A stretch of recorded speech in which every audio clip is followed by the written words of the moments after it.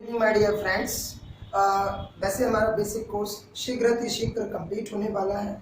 मेरा आपसे एक रिक्वेस्ट है कि आप सीनियर क्लासेस को, एडवांस क्लासेस को रेगुलरली वॉच करें ताकि आपकी इंग्लिश और इफ़ेक्टिव हो और शानदार हो, और जिससे कि आप अपने फ्यूचर में जो आपने टारगेट्स बना रखे हो, चाहे किसी इंटरव्यू को क्लियर करना हो, चाहे वो किसी कॉलेज में एडमिशन लेना हो, चाहे वो जीडी में अपने आप को बहुत अच्छे से प्रेजेंट करना हो, या फिर आपका टारगेट हो किसी बिजनेस को आपको ऑनलाइन चलाना हो, या फिर आप बिजनेस को रन करना चाहते हैं, एक बहुत अच्छे एंटरप्रेन्योर बनना चाहते हैं, या जो भी टारगेट आपने सेट कर रखा हो उसको अचीव करना हो, तो आप डेफिनेटली सीनियर बैच को, आप एडवांस क्लासेस को रेगुलरली पूरा वॉच करें ताकि आप इन सभी चीज़ों में महारत हासिल कर सकें और अपने टारगेट को इजीली अचीव कर सकें। अगर आप ऐसा करते हैं तो डेफिनेटली मैं इतनी गारंटी दे सकता हूं कि 90 डेज कंप्लीट होने से पहले ही आप बहुत अच्छा कम्युनिकेशन करना सीख जाएंगे। आपकी इंग्लिश अकॉर्डिंग टू ग्रामर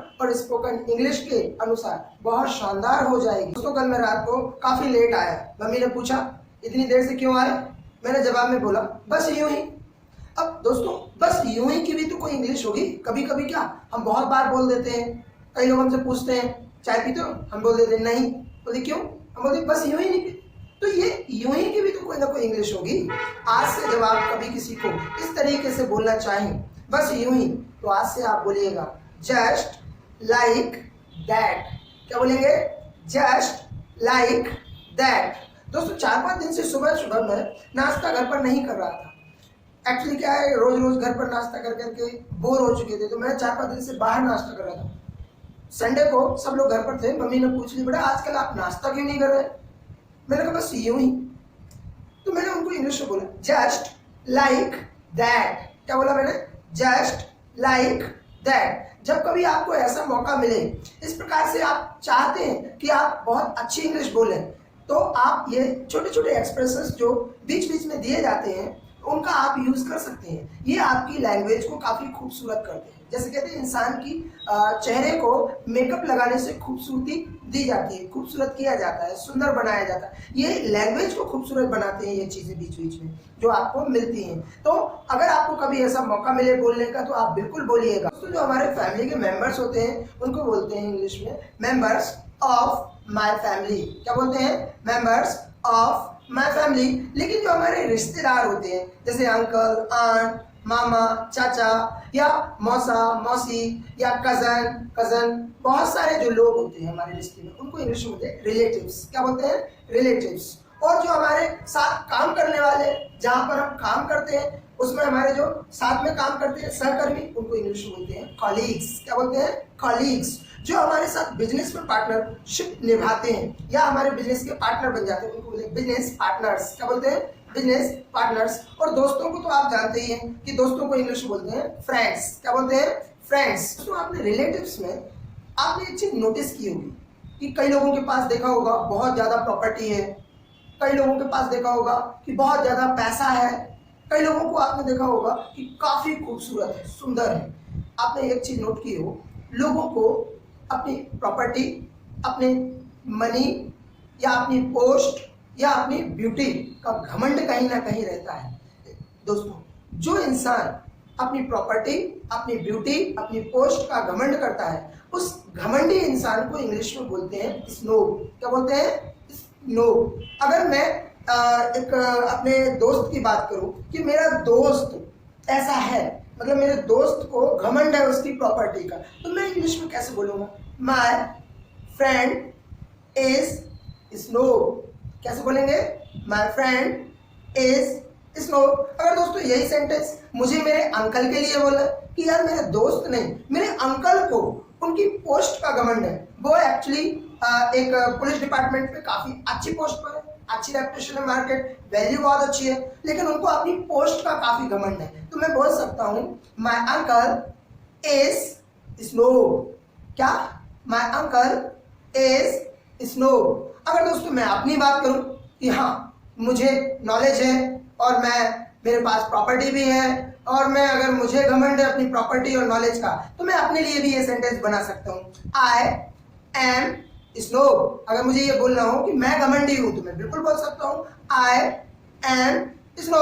लेकिन दोस्तों, अगर मेरा नेचर ऐसा नहीं है, मेरा स्वभाव ऐसा नहीं है, मुझे किसी भी चीज का घमंड नहीं है, ना ही नॉलेज का, ना प्रॉपर्टी का, ना ही मनी का, और ना ही कपड़ों का, ना सुंदरता का, तो अगर मुझे घमंड नहीं है, मुझे बोलना है मैं घमंडी नहीं हूं, तो मैं बोल सकता हूँ I am not, I am not snow. तो इस तरीके से हम कभी कभी जज कर सकते हैं लोगों के व्यवहार से, नेचर से, कि वो लोग कैसे हैं। जब हम बातें करते हैं लोगों से या वो हमसे बातें करते हैं तो हम समझ जाते हैं कि किस इंसान का नेचर कैसा है। तो हम जिस कॉलोनी में रहते हैं, हमारे आसपास चारों ओर हर धर्म से जुड़ा हुआ व्यक्ति रहता है, जैसे जैन धर्म, मुस्लिम धर्म, हिंदू धर्म और ईसाई धर्म और भी अलग अलग प्रकार के लोग अपने धर्मों को मानते हैं। हिंदू धर्म की परंपरा में कई देवी देवताओं को पूजना, और आपने नोटिस किया होगा हिंदू धर्म इतना बड़ा धर्म है जिसमें कई लोग अलग अलग तरीके से पूजन करते हैं, अलग अलग मान्यताएं मानते हैं, अलग अलग देवी देवताओं को पूजते हैं। और दोस्तों, हमने ये नोटिस किया है हिंदू धर्म में जब पूजन या व्रत की विधि को पूरा किया जाता है, कई लोगों को मैंने देखा है 9 दिन तक व्रत रखते हैं, और कई लोगों को मैंने देखा है सुबह 4 बजे से उठकर देवी देवताओं का पूजन करते हैं, जल चढ़ाने जाते हैं, आरती करने चले जाते हैं, इतना गहरा धर्म में विश्वास रखते हैं। ऐसा व्यक्ति जो धार्मिक होता है, जिसके अंदर धर्म की भावनाएं, धर्म को बढ़ाने की चेष्टा रखता है, ऐसा इंसान धार्मिक कहलाता है। उसको इंग्लिश में बोलते हैं रिलीजियस। क्या बोलते हैं? रिलीजियस। अगर मैं अपनी बात करूं कि मैं कैसा हूं मैं धर्म के प्रति, तो मैं आपको बता दूं, मैं पूजा पाठ अपने समय पूर्वक करता हूं। मुझे जितना समय मिलता है पूजा का, मैं उस समय पूजा करता हूं, मैं अपने पाठ को करता हूं। मुझे जैसे भी लगता है कि मुझे क्या करना चाहिए, अगर मैं धार्मिक हूं तो मैं बिल्कुल बोल सकता हूं आई एम रिलीजियस। क्या बोलूंगा मैं? I am religious. अगर दोस्तों मैं कहूं कि कोई व्यक्ति मंदिर नहीं जाता, पूजा पाठ में विश्वास नहीं करता, वो व्रत नहीं रखता है, वो कभी इन सभी चीजों में विश्वास नहीं रखता और धार्मिक काम नहीं करता, मतलब मुझे ये बोलना है कि वो धार्मिक नहीं है, तो मैं बोल सकता हूँ ही इज नॉट रिलीजियस। क्या बोल सकता हूँ मैं? ही इज नॉट रिलीजियस। न्यूज़पेपर में हम आए दिन पढ़ते रहते हैं कि कई लोग पानी की समस्या से जूझ रहे हैं, तो आपस के क्षेत्रीय लोग पानी के विषय में लड़ रहे हैं, कभी कभी लाइट के विषय में लड़ रहे हैं, कभी कभी कचड़े के विषय में लड़ रहे हैं। तो जो लोग जिनका स्वभाव लड़ना झगड़ना छोटी छोटी बातों पे, या फिर जिनका पूरा स्वभाव ही बन जाता है, जिन्हें हम हिंदी में कहते हैं झगड़ालू, ऐसे लोग जो झगड़ा करते हैं उनको हम हिंदी में कहते हैं झगड़ालू, और इंग्लिश में उसको बोलते हैं क्वेरलसम। क्या बोलते हैं? क्वेरलसम। तो अगर मैं कहूँ कि मेरे जो पड़ोसी है वो झगड़ालू है, जरा जरा सी बात में झगड़ने लगते हैं, उलझने लगते हैं, और तो मुझे ये बोलना है कि वो झगड़ालू है, तो मैं बोल सकता हूँ इंग्लिश में माय नेबर इज क्वेरलसम। कैसे बोलूंगा मैं? My neighbour is quarrelsome. अगर दोस्तों मुझे ये बोलना है कि आपके पड़ोसी है, तो मैं आपके पड़ोसी के लिए बोल सकता हूँ कि वो झगड़ालू है, योर नेबर इज क्वेरलसम। तो इस तरीके से मैं क्वेरलसम वर्ड को यूज कर रहा हूँ। दोस्तों, Bharat Ratna former prime minister of India Pandit Atal Bihari Vajpayee ji, जो आज इस दुनिया में नहीं है, लेकिन कई सालों पहले वो अपनी एक स्पीच में बहुत अच्छी लाइन कह गए थे, भारत में अगर बाढ़ से और सूखे से छुटकारा पाना है तो नदियों को नदियों से जोड़ दिया जाए। और दोस्तों, जिस दिन ऐसा हो जाएगा, भारत में नदियों से नदियों को, बांध से बांधों को जोड़ दिया जाएगा, तो बाढ़ की और सूखे की समस्या हमेशा हमेशा के लिए चली जाएगी। ना कहीं किसी जगह पर बाढ़ आएगी, ना किसी जगह पर सूखा रहेगा। तो ये हमारे पूर्व प्रधानमंत्री अटल बिहारी वाजपेयी जी के विचार थे। दोस्तों, जो इंसान तर्क पर रहकर बातें करता है उस इंसान को बोलते हैं रेशनल। क्या बोलते हैं? रेशनल। मतलब जिसकी बात में तर्क हो, वो सही मुद्दे पर बात कर रहा हो, वो सभी के भले के लिए काम कर रहा हो, वो समाज की भलाई के लिए काम कर रहा हो। दोस्तों, हम जब कभी किसी शोरूम में या मॉल में जाते हैं, किसी चीज का प्राइस पूछते हैं, और जब हम सामने वाले से प्राइस पूछते हैं और वो कभी कभी इस तरीके से बिहेव करता है, मुझे नहीं मालूम, आप किसी और से पूछ लें, तो ये इस तरीके का व्यवहार, ऐसे लगता है कि ये इसके अंदर कितनी अकड़ है, ये कितने खड़ूस तरीके से बात कर रहा है। तो हमें कभी कभी लगता है कि कई लोग बहुत खड़ूस होते हैं। जैसे कभी आपने नोटिस किया हो, बस में आप जब ट्रैवलिंग करते हैं तो बस कंडक्टर कहते हैं चलो चलो जल्दी जल्दी निकलो, वो किसी का सम्मान नहीं करते, वो कुछ भी बोलते रहते हैं। तो जो उनके नेचर में रहता है, जो खड़ूसपन, जब आपको लगे कि कोई इंसान खड़ूस है, तो उसको इंग्लिश में बोल सकते हैं रूड। क्या बोल सकते हैं उसको इंग्लिश में? रूड।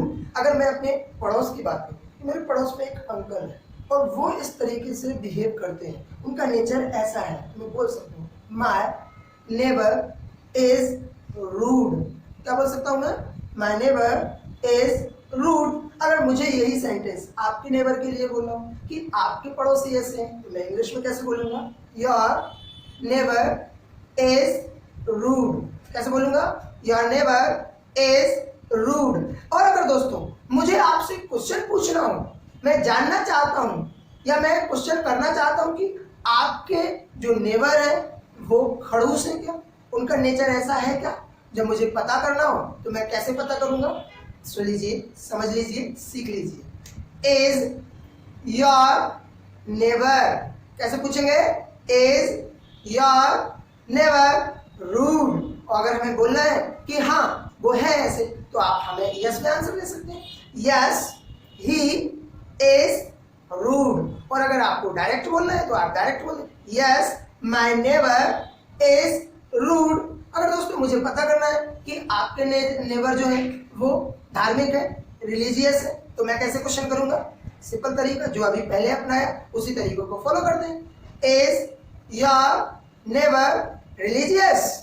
और अगर दोस्तों वो धार्मिक नहीं है, वो रिलीजियस नहीं है, तो आप नो में आंसर दे सकते हैं, no my neighbour is not religious. और आपको माय नेबर नहीं बोलना है, आपको लग रहा है कि ये थोड़ा सा हल्का लैंग्वेज लग रहा है, हल्का सेंटेंस लग रहा है, तो आप इसको स्मार्ट तरीके से बोलें, आप आज के लेवल के अनुसार बोलें, आज के समय के अनुसार बोलें। आप बिल्कुल बोलिएगा, no he is not religious. और अगर आप चाहते हैं सेंटेंस को, इस कॉन्वर्सेशन को और लीड करें, तो आप आगे बता दीजिएगा, रेदर, आप अगर खुद है धार्मिक तो आप अपने बारे में बता सकते हैं, रेदर आई एम रिलीजियस। दोस्तों कई लोग जिनका नेचर बहुत सरल होता है, सभी के साथ घुल मिलकर रहते हैं। जैसे मैं अपनी मम्मी के बारे में बताऊं कि मेरी माँ का नेचर इतना इजी है, इतना सरल है, वो सभी के साथ घुल मिलकर रहती है। तो जो इंसान घुल मिलकर रहता है या मिलनसार होता है, उसको इंग्लिश में बोलते हैं एमिएबल। क्या बोलते हैं? एमिएबल। मेरे बॉस जब भी कभी सीनियर जूनियर को पार्टी देते हैं या कभी किसी फंक्शन में ले जाते हैं, दोस्तों हर जगह वो इस तरीके से सभी के साथ ट्रीट करते हैं कि सभी लोग उनसे यही कहते हैं कि सर आप बहुत मिलनसार हैं। तो मुझे अगर बोलना है कि मेरे बॉस जो हैं वो मिलनसार हैं, घुल मिलकर रहते हैं, तो मैं इंग्लिश में कैसे बोलूंगा? My boss is amiable. अगर मैं दोस्तों आपके बॉस की बात करूं कि आपके बॉस का नेचर ऐसा, स्वभाव ऐसा है, तो मैं कैसे बोलूंगा? Your boss is amiable. दोस्तों अगर यहाँ पर आप मुझसे पूछना चाहते हो कि सर आपकी मम्मी ऐसे स्वभाव की है, मिलनसार है, तो आप कैसे पूछेंगे? तो आप बिल्कुल मुझसे सिंपल सवाल कर सकते हैं, इज योर मदर एमिएबल? कैसे पूछेंगे? Is your mother amiable? और अगर जैसे मुझे बोलना है कि हाँ मेरी मम्मी ऐसा स्वभाव की है, तो मैं बोल सकता हूँ, यस शी इज एमिएबल। कैसे बोलेंगे? Yes she is amiable. दोस्तों कई बच्चों को आपने नोट किया होगा, उनसे कभी कभी हम जब बातें करते हैं, बेटा आपका नाम क्या है, बिल्कुल कुछ नहीं बोलते, ऐसे खड़े रहते हैं। कभी उनसे आप पूछो आप कौन सी क्लास में पढ़ते, वो कुछ नहीं बोलते हैं। मतलब कभी कई बच्चों का नेचर ऐसा रहता है कि वो अंतर्मुखी होते हैं, मतलब वो बोलना तो चाहते हैं लेकिन अपने विचारों को, अपनी सोच को और अपनी इच्छाओं को अंदर ही रखे रहते हैं, जिनको हम हिंदी में कहते हैं अंतर्मुखी।